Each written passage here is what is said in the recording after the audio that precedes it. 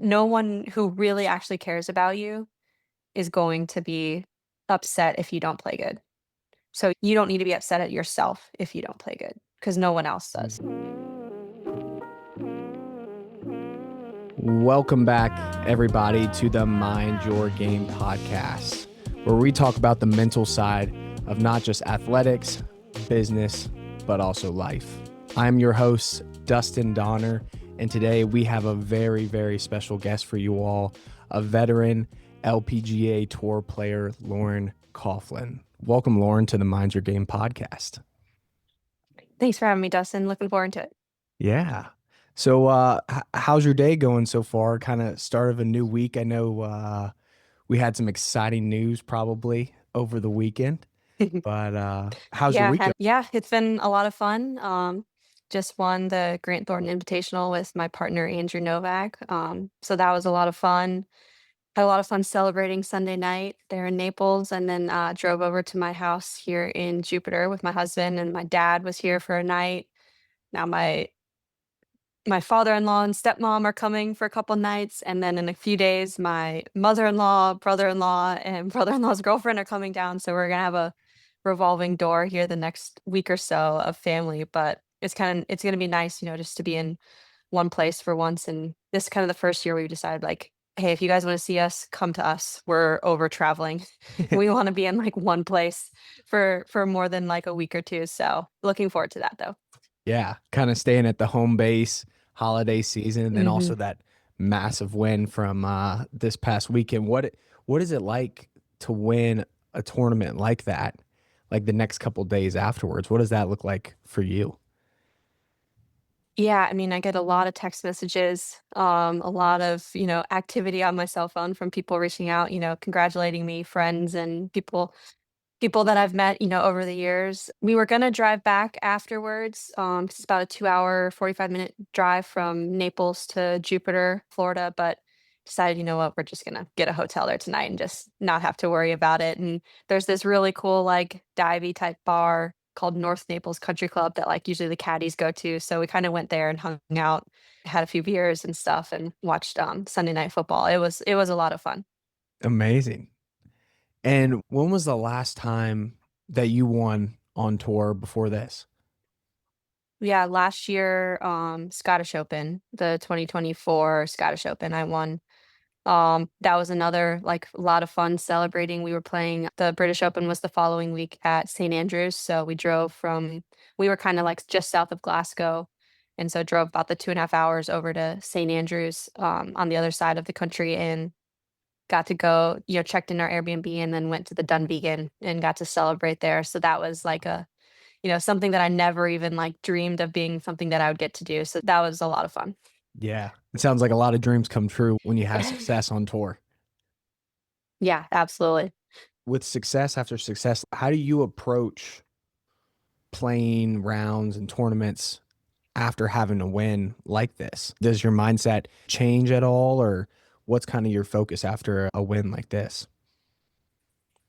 Yeah, so last year as well, I won the Canadian Open for my first win on tour, and the next week we were playing the next week as well in Portland, and I just remember being like, I just won, I don't wanna have that winner's slump the next week just 'cause you've let out so much emotion, and so I was really trying to just focus on, like, enjoying it, but also being like, "Okay, now I have a new goal, a new task this week, like, I wanna play really well," so Mm. all of that was really cool and special and fun, but now it's time I have another job to do, and so trying to kinda just I enjoyed it, Monday, I gave myself Monday to really live in it, enjoy it, but come Tuesday, Wednesday, it's like, "Okay, now I need to focus on this golf course. What do I need to do well to perform this week here?" Get used to the greens, all that, like, little type stuff, that I do week in and week out, and luckily, I was able to kind of play pretty well. I finished top 10 that week too, so that was really cool to kind of I felt a lot of pride in that just because I know it's really easy to kinda just you won last week and easy to just kinda just sit in that and enjoy it maybe a little bit more than you should. Yeah. And I feel like you see that not only just within golf and golfers, but you see that kind of in athletics all across the board of they kind of soak in this win. And um, within college football right now, I know a lot of people are talking about Yeah. how Indiana just beat Ohio State in the Big Ten championship, and they're like, are they going to be able to sustain that success through the college football playoffs? Because a lot of people like Nick Saban, for example, he always talks Yeah. about kind of switching from that outcome oriented mindset to the process oriented mindset. And it sounds like that's something that you try to do after a win like this, besides sit with it for two. Yeah, yeah, no, for sure. I think that's a good way to just focusing a lot of it's just staying in the present, right? And not anxiety comes from as you know, like thinking about the future, right? And not really knowing. And then you can also, linger in the past too long and be sulking or being too excited, right? And so staying super in the present, which the easiest way to do that is being focused in on like your routine and your process and all of that type stuff. Just, things little things like that that I've learned, over the years where it's like and I think that's kind of why my mindset was like, "Okay, it's cool to, like, enjoy it, but, like, give myself a day and enjoy as much as possible, but now it's time to get back on task," which is Mm, my routine this week and getting prepared for the next tournament. yeah. How long did it take for you to establish a process and a routine like that? I feel like a long time. Okay. I've been on tour. I think I've been on t next year, I think is gonna be my 8th year on tour if I count, like, COVID year, just because it was kind of a weird year. Um, and so I think just kind of figuring out, okay, how do I need to practice? What is it things that I need to work on to make sure that like when I get to a golf course, I can play well. Um, so just I mean, last year like putting has kind of always been one of my like not one of my weaknesses, I would say, in my game. And like last year, I feel like I kind of really started to figure out some routine, like a putting practice routine that really was kind of able to help me while getting dialed in on what the greens were doing, but also being able to kind of be my like artistic, like, free self on the golf course, if that makes Mm. sense. Not being super, super technical, not focusing so much on, like, is my stroke perfect? Just, is the ball starting where I want it to? That's really all that matters. It doesn't really matter what the stroke looks like, really. Just like the golf swing, right? Everybody's golf swing looks different, but the best ball strikers, it's not that their swing's the most perfect looking thing, it's their golf ball goes where they want it to when they want it to go there. Mm, Right? They know what the ball is going to do, or they have at least some type of understanding of even if it doesn't go exactly where I want it to go, it's gonna go in this general area. And I think on putting, what I've learned is like stop trying to have this perfect putting stroke and be this perfect machine putting and just is it starting online? Yes, cool, check. On to the next thing. mm. But It's it took me a long time to kind of give up that control. yeah. Right? That's what you just took the words out of my mouth. I was going to say it sounds like Yeah, you're focusing on what you can control in a sense and kind of letting go yeah. of everything else that doesn't follow through with that process. Exactly. Taking out the end result, right? It's so easy to focus on the result when it comes to putting because either it goes in or it doesn't. Yeah. Right. Whereas like when you're off the tee or whatever, it's so easy. It's not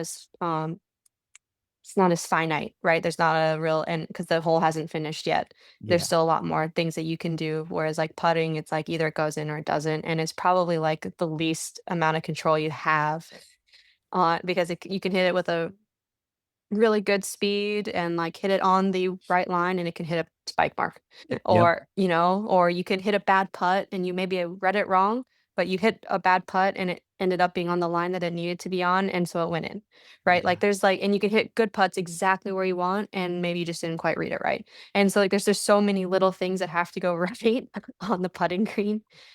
So it's, like, so easy, I think, to kinda want to control it, but it's, Yeah. like, the thing that you have to give up most control almost. And I feel as though a lot of people that follow golf, that not necessarily do golf or are a professional golfer or collegiate or youth golfer, they don't understand how hard putting is. Like when they watch it on Yeah. TV, they're like, okay, why did Laura not make this putt? You know, it's 10 feet away. Like, why didn't she make it? And I feel as though what we're talking about right now is like kind of letting go of that result, that outcome is something big. How have you gotten your mindset to that place of being able to let go of the outcome or result? I think part of it is understanding the percentages on like how many because a lot of times when you're watching golf on TV, you're watching the person who's playing the best, Mm, right? And so they're probably making the most putts that week was really what it comes down to. And so it looks like, oh, it looks like you should just make everything all the time. When in reality, it's like, okay, from like 10 feet, the percentage of you making a 10 footer is probably like 30%. It's like you're going to make like 3 out of 10. But you get there and you hit, say had 150 yards and you hit it to 10 feet. You're like, oh my God, that was an amazing shot, right? I need Mhm. to capitalize on it. And understanding that, like, hey, realistically, the percentages of me making it aren't that high. Or like once you get out to 20 feet, it's like probably even under 20%, like the likelihood of you making a putt. And it's just like, it seems so close, but the likelihood of you making it is very, very small, actually. Yeah. And so, like, having that kind of understanding and like being able to let go if I do miss one or miss a couple, especially like being like, hey, like the percentages say that I probably am going to make one of these coming. Just Yeah. because I missed the last couple doesn't mean I'm not gonna make one in the future, which is really Mhm. hard. I know it sound like I still struggle with that too. Like, it's very Yeah. hard to do that, but that's kinda something I think that's helped me a lot is just understanding the percentages on Mm. what it actually is to make a putt.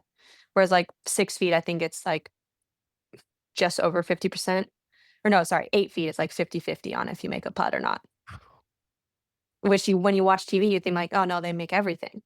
Yeah. And I feel as though that focusing on the percentages too with putting, it gives you a sense of control too, that then Yeah, you're able to let go of the other stuff that you're trying to control as well.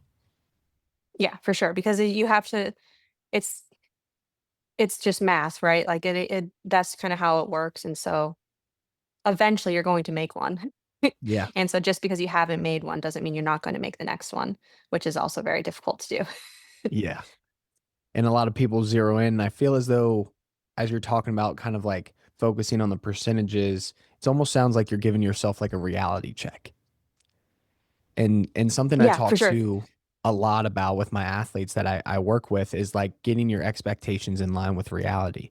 Do you feel as though like when you began or on tour or maybe even in college, do you feel like sometimes like your expectations were so high that in reality they were actually never going to be met?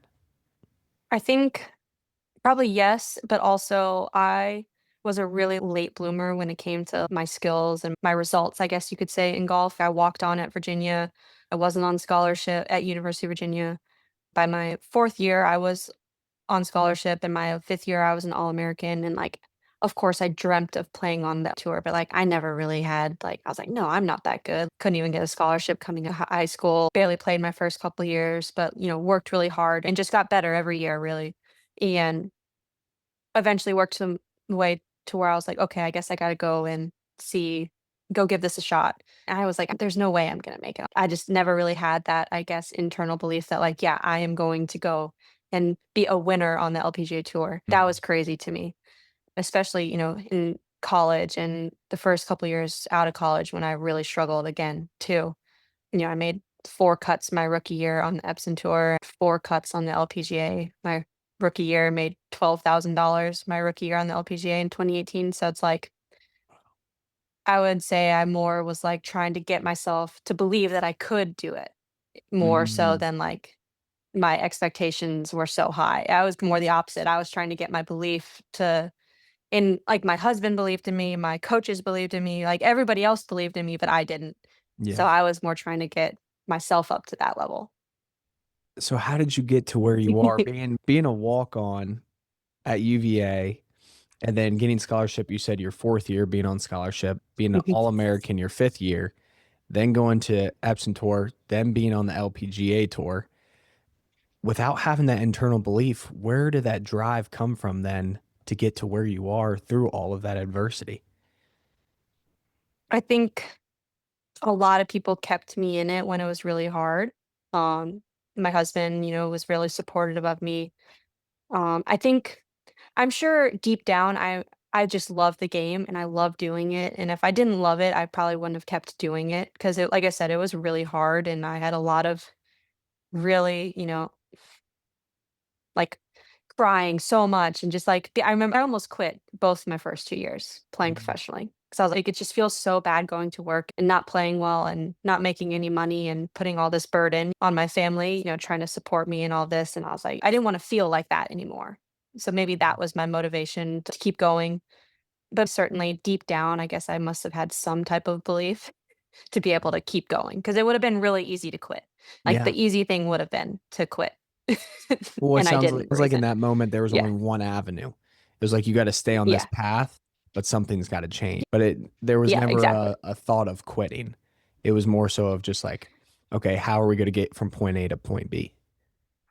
Yeah, I definitely did almost quit my 2nd year. The only reason I went back to Q school was because I had already paid for it, Okay. and I wasn't gonna be able to get it was $2,500, and I didn't have much money to my name, and so that was a lot of money if I've already paid for it, so I'm gonna go do it. But then kinda that off season, my swing coach came to me and was like, "Hey," I he was, coaching high school baseball because his son was playing baseball, and he had gotten really into training, like, fitness training. He's like, "Hey, I can do this for you, like, I can help you hit it a little bit further. I think I can help your body, withstand a season a lot more." And so I worked out with him like 3 times a week that off season, and I picked up like 20 yards off the tee that year. Went from being like a very short hitter to about average to a little bit above average, and kind of never really looked back from there. That was kind of the big, like, I would say, like, turning point was him coming to me and being like, "Hey, I think I can help you do this." And then I had a pretty solid year on the Epson tour that year in 2019. And I think that's when I started to bleed. It was like, "Okay, I just missed out on getting my card. I had some success, like, okay, now I get it. I think I'm still not there yet to where, like, I can be winning on the LPGA tour or anything, but, like, I can see that I'm figuring this out." Yeah. And it sounds like with some success, seeing some progress and some results, it helped you kind Yeah. of establish like a firm belief within yourself. But I know also, especially within golf, you can't win every single weekend or every single No. tournament, every single round. So how do you keep that belief within yourself even when success is not right there in the forefront? I guess seeing success in a different way than just, like, did I win the golf tournament or not? Because it's so hard to win a golf tournament, but there's other ways that I can be like, "Okay, I've improved." You can look at your stats from, like, the beginning of the year to the end of the year and, like, did I improve on these like, you set certain goals and, like, okay, did I meet my goals? Did I improve in, say, my chipping? Or, did I improve my putting in a certain area that I was really working on? Greens and regulation, fairways, that all those types of things, like, and so I was thinking I was looking at more at, like, goals like that. Um or my finishing place on our CME or our, like, FedEx Cup, right? You being able to be like, "Hey, I've gotten better every single year." So, like, that's a win, right? Mm, The fact that I'm able to keep getting better and being able to see results that what I'm doing is working, even if it's maybe not, "Oh, I've won a golf tournament." yeah. It's, "Hey, I got my first top 10," or, my first top 25, or, "Hey, I've made a majority of my cuts this year," or whatever, like, littler wins than just, like, did I win the golf tournament or not? Wow. It sounds like you're very process oriented, and especially when it Yes, comes I to like have to be. goal setting. Yeah, like, I think I have probably undiagnosed ADHD, and so I'm very task oriented. Like, if you give me a task, I will go do the task. Whereas if you just like, "Hey, go practice for 2 hours," I no idea where even to begin. My husband be like, "Hey, can you clean up the house?" Tell what do you want me to clean, and I will go Yeah. do it. But just telling me to clean up the house a little bit, I just don't even know where to start. If you can put the dishes away or do this or vacuum or whatever, cool, done. Yeah. But just giving me free rein to kinda go do it myself, not too good. I figured that out my 5th year actually at UVA. I was getting my master's degree and I was interning in the football office, and so I was super busy. That I would practice kind of a different time than everybody else on the team just because I had classes in the afternoon and whatnot. My coach would be like, "Okay, here's your drills that you gotta do today. However long it takes you. If it takes you an hour, cool. If it takes you 2, cool. Just go do these 5, 6 things and you're done for the day." Mm, And that's when I really started to see, success for me. So just a little bit of structure, not even tasks, but structure really yeah. helps. That was a word that was coming up for me was like it sounds like Yeah. tasks help, but also structure of like, hey, besides go, could you help me clean the house? You'll start at the dishes, but then somehow the vacuum's in your hand. Right. But Yeah, if there's exactly. some structure to it, it's like, okay, I know I need to do these 5 drills. If it takes me an hour, awesome. How do you mix in that task oriented mindset and the structure when it comes to like a tournament like this past weekend?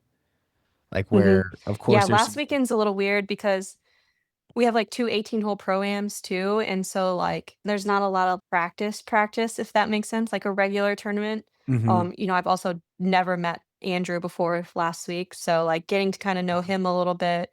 Um, we played 9 holes together before. Luckily, they kinda ease you into it with a scramble, right? Like, Yeah. not super high stakes or anything. Yeah. Um, just best shot, go make a ton of birdies. So there's a lot more freedom in that, and then you can kinda, "Okay, now he kinda sees my game, I kinda see his a little bit better, and we can kind of, you know, build out a plan from there." So last week's, like, a little bit different than, like, a normal tournament, I would say. Yeah. Well, like, so looking back at like your last win, Mhm. right? When you were playing, if you're ever in the lead or you have a chance to win it all, is that ever on your mind throughout the rounds? Or are we kind of shoving that into the back of your mind to get through? I think I more acknowledge that it's okay to have the thought. It's normal to have the thought. But I need to get back into like, okay, what am I focused on right in this moment, which is my process, my routine. Where am I? Probably like Mm. I work a lot with the LPGA tours, sports psychologist, Dr. Julie Amato. She's been really, really great. I've been working with her for, I don't know, pretty much since the tour hired her in like 2022 or 23. And then I know Dr. Rotella really well as well. And just a lot of times being like, okay, it's okay to have that thought. Like, everybody's gonna have the thought of, like, you wanna win the golf tournament, right? Because that's the ultimate goal, the ultimate result is to win. But to win, you can't be thinking about winning. You Mm. need to be so in the moment and so in the process that you just eventually, like, you run out of holes. Yeah. But it's very hard to do that. I know it sounds so easy. Well, working with two big names within the sport, right? How Yeah. has your work and relationships been with them that have gotten you to the place where you're at now? Yeah, a lot of what I talk with Dr. Julie is more about just, like, the anxiety that I get, performance anxiety like everybody does, and so a lot of what we've worked on is just, again, like, being really dialed into my pre-shot routine, my routine at the Monday, Tuesday, Wednesday in terms of what my prep's gonna look like. Um, just focusing on a lot of that stuff, and then once I get under the gun, okay, pre-shot routine, talk to my caddy how we always talk to, and then I like to talk a lot about other things just because I don't wanna always be constantly thinking about golf out on the golf course, and so I'm really into sports, so I'm usually gonna be talking some type of, like, current event of whatever is going on or UVA football or basketball or whatever, um, so I can kinda keep my mind occupied so I hopefully don't go to the results things or not even just, like, the results in the forward, but also being like, "Man, why did I hit that shot on the last hole?" Mm. Or 2 holes ago, you know? Not ruminating on something that I didn't on a shot that I didn't hit how I wanted to a few holes ago and being able to move on. And, not to change the subject totally, but I'm sorry Uh-huh. for the UVA Cavaliers, and the I ACC know. championship. Uh, but you Oh, probably don't I wanna know. talk about that during your golf rounds. Um, Well, I did talk about it, but especially last week, kinda in between caddies, so I had a veteran caddy that I know really well. He caddies for another player, but I just had him fill in for me last week, and his daughter went to James Madison, and okay. so he was really happy that Duke won because that meant JMU got into the playoff, and so we did talk about it a little bit, unfortunately. Yeah. But they had an awesome year. I mean, if you would have told me at the start of the year that we were gonna get 10 wins and even just be talked about making the playoff, I would have been like, "Oh my god, this is the best thing ever." So while I'm bummed because I think they definitely could have they should have beat Duke, I'm still really, really happy with my Hoos. Yeah. No, they had a wonderful season, and I didn't even think about it till we're talking now, but one Virginia school didn't get in, but the other one did. Yeah. So maybe JMU can pull off some upsets, and the state of Virginia can be happy. I mean, that would be great, but Oregon's really good, so That is true. I'm not yeah, calling it now. I think there's always a chance. No, I mean, I hope can have fun and maybe play spoiler, but they're gonna have a rough time with Oregon, I think. yeah, and if they win, they play Indiana, so we'll see. Yeah, exactly. And that's kinda thing, like, do I think Virginia should have been in the playoff? Probably not. Like, we did have a somewhat easy schedule, and we didn't really have to play too many, big teams, and we won a lot of them in overtime. And so, our season very easily could have looked very different. But again, I'm really proud of how they performed. It was awesome. I went to a few of the games, so it was awesome to watch. That's amazing. So, with that being said, kind of like talking about college football, I know you went to Mhm. UVA. Of course, seems like you're a massive UVA fan, even though you also went there as well. I'm wondering, what do you do like outside of golf or off the golf course that still kind of brings that creativity, like we've talked about a little bit in today's podcast, that takes your mind off golf? I watch a lot of TV shows. It's kinda like, some people do movies. I'm all into TV shows a lot, so, like, Apple TV Plus, Hulu, Netflix, all of the Paramount Pluses. I stay pretty into all of those. I like coffee. I've become into really, really enjoy coffee, and so when I'm on the road, I generally find like a local coffee shop, and I go there probably almost every day. And I like to have my coffee there and sit, kind of Okay. just hang out, for 30, 40 minutes and just kind of decompress a little bit and Mm, kind of be by myself and maybe reflect a little bit on like my day or my golf round or whatever. What do I think happened? Why do I think it happened in a very non-judgmental way? More mm, just being like, okay, maybe I didn't hit that chip shot how I wanted to. Was it because I didn't practice it, or was it because I just misjudged it, or I didn't hit that shot like I wanted to? Was it because I wasn't super committed with it? Or did something, last minute pop up in my mind before I hit the shot? Again, just being reflective on it so that hopefully if I'm in that position again, I can do a little bit better. yeah. And so I think something that you brought up as you were talking about going to the coffee shops is being non-judgmental. Mhm. How have you always had that kind of mindset when it comes to reflecting back, or is that something that you've adopted along the process? I think it's definitely something that I've learned over the years. My husband played football, and so he's kind of helped me a lot with that stuff. My coach has helped me a ton with that. And I think it's just like not being hard on myself for doing that and not taking it as meaning like, oh, you're a terrible player or you're a terrible person or anything like that. It's just being like, hey, this is what happened.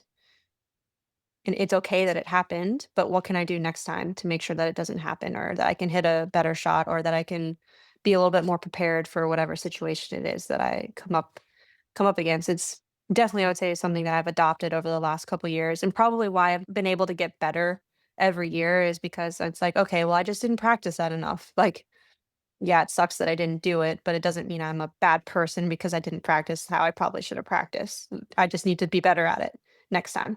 Yeah. Because I feel like a lot of athletes, they start to get down on themselves and then judging not only their thoughts, but also their actions from their prior hours or prior days before of reflecting back. And it's really hard for especially athletes because they care so much and have a lot into their Yeah. performance to not be judging themselves off past performances. And then they take that into the present day with them. Yeah, I mean, at the end of the day, I mean, it's a sport, but it's my job. So, like, if you have a bad day at work, like, hopefully you're not taking it to heart as like, oh, you're a bad person just because you had a bad day at work.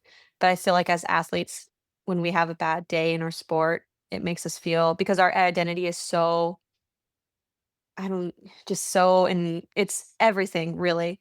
And so Mm. trying to be like, hey, like, yes, I'm a golfer, but I'm also, a wife, a sister, a friend, and like all these other things that are me as well. I'm not just Lauren Coughlin, the golfer, right? Yeah. Like, and it doesn't just because I have a bad day at work doesn't mean I'm a bad person. Mm. How long has it taken you to learn that mindset of kind of not Yeah, attaching your full identity to just being a golfer? years. I would say probably the last couple years is really when it's like, I mean, I think that's why I was so miserable my first couple years is because if I didn't have a good day at the golf course, I brought it home. I wasn't fun to be around. I was very, it was everything, right? Mhm. And so I think I've just kind of over the years been able to kind of give up that and be like, no, that's not who I am. It's more what I do. It's not who I am. Mm. And we have a lot of youth athletes and parents that listen to the podcast. What would be your piece of advice for them that are listening in when it comes to that identity piece of trying to detach yourself from just being a golfer? I know, like, my husband always would tell me, you know, people who really care about you don't care what your score is. They're Mm, still gonna love you. Like, I'm still gonna love you no matter if you're playing golf or if you're not. Like, your parents are still gonna love you. Like, our friends are still gonna love you. No one who really actually cares about you is going to be upset if you don't play good. So you don't need to be upset at yourself if you don't play good because no one else mm. does. No one else is. 'Cause you've He talked played about. sports. He played football in college, so he gets it. Okay, okay. So, did he play at UVA? He did, yeah, he played Okay, football at UVA, he was a center. okay. Awesome. Hey, maybe they needed him out there in the ACC championship. Maybe. Well, I'm curious because you've talked about him a lot, your family, and it seems like support is such a massive thing for you and for what you Yeah, do in life. What does your support system mean to you? I think they give me a lot of belief, I guess, in myself, because if they believe in me, then it just makes it a lot easier for myself to do it, I guess. I don't know, I think it's just they keep me grounded, they keep me, I don't know, just happy, I guess you can say. I'm very happy off the golf course, which makes it a lot easier to be happy on the golf course. Mm. And it sounds like no matter the outcome or result, their belief in you is still the same. It's never Yeah. wishy-washy. No, definitely not. Whereas There's maybe mine's been wishy-washy, but never been wishy-washy.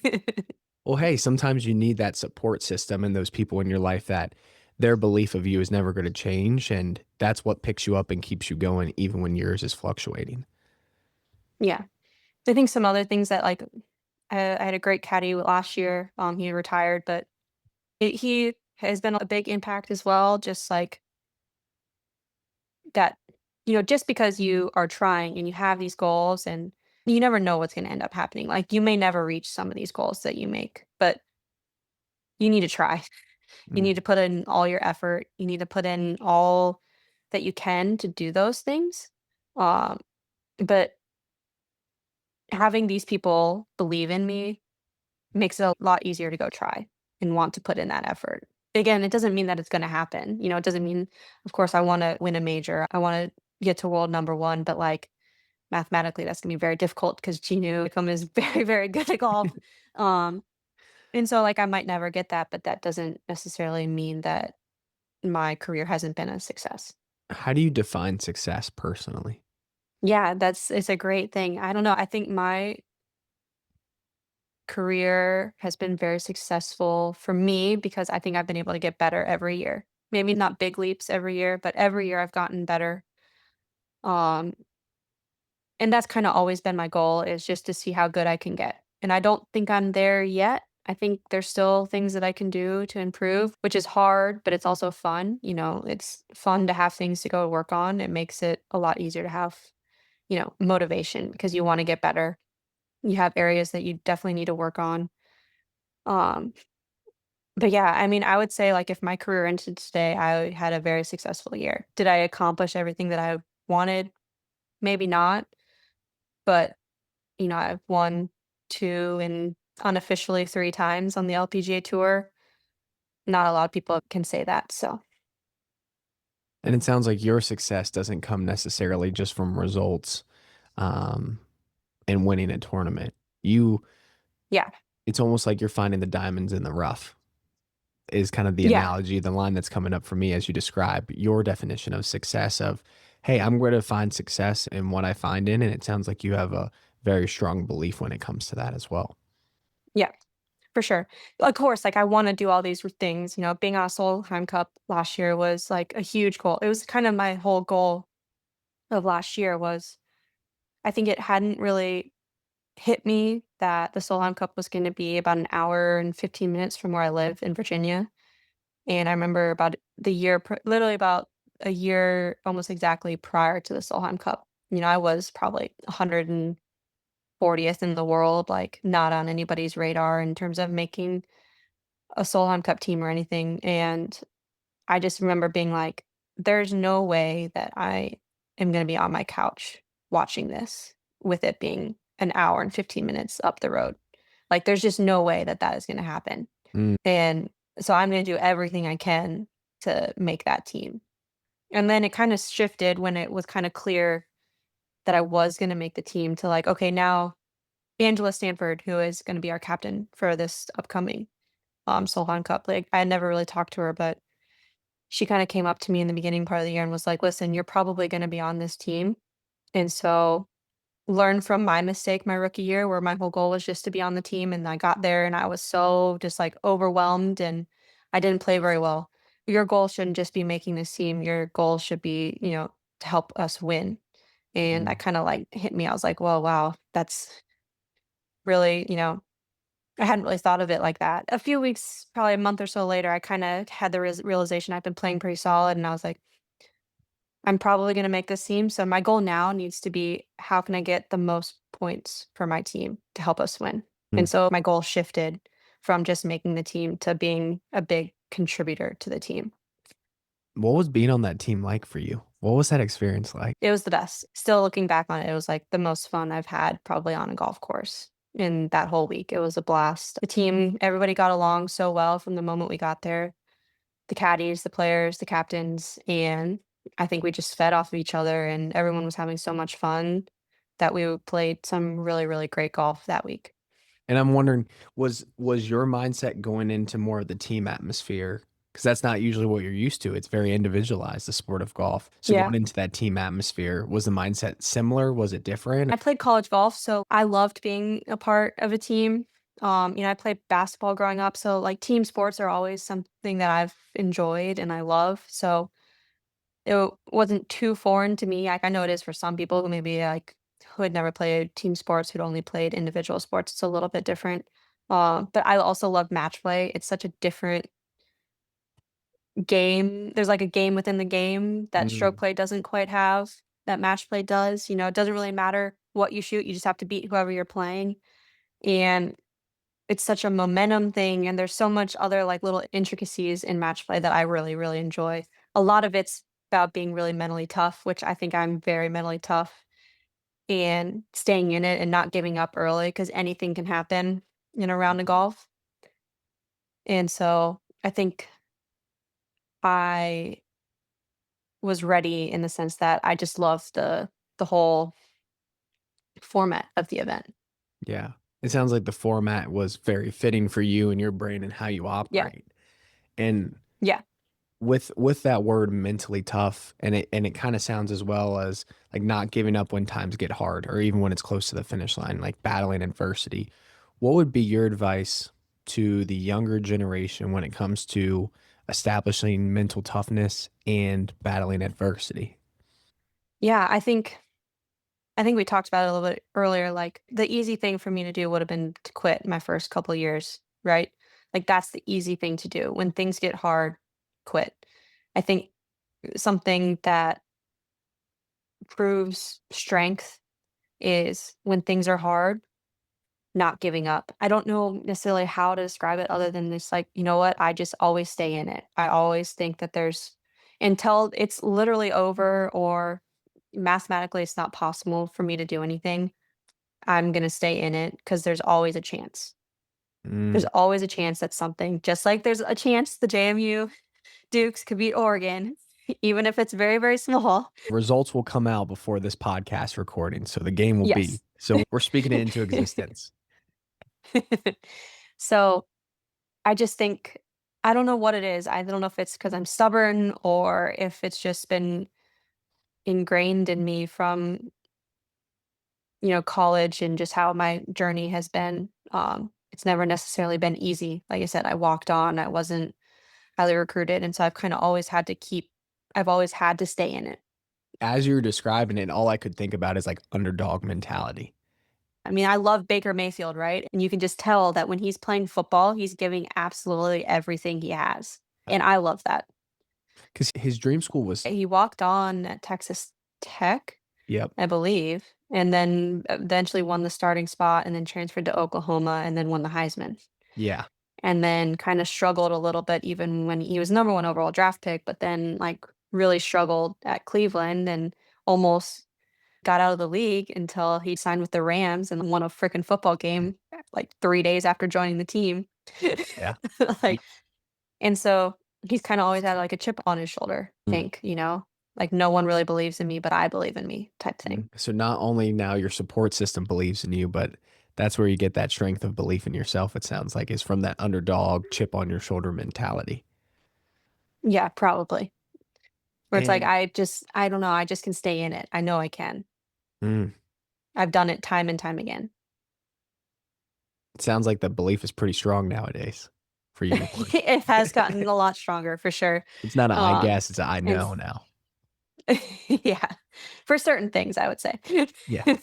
You're like, "Hey, I just won this past weekend. Of course my belief is Yeah, high." exactly.